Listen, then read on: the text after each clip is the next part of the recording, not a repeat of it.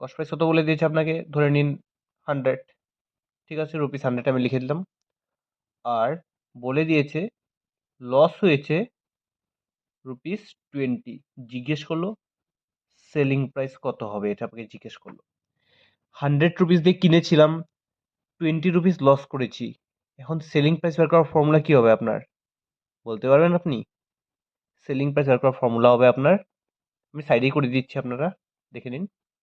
Selling price বের করার আপনার ফর্মুলা কি হবে? সেলিং প্রাইস বের করার ফর্মুলা হবে আপনার কস্ট প্রাইস থেকে আপনি কি করবেন, লসটাকে মাইনাস করবেন।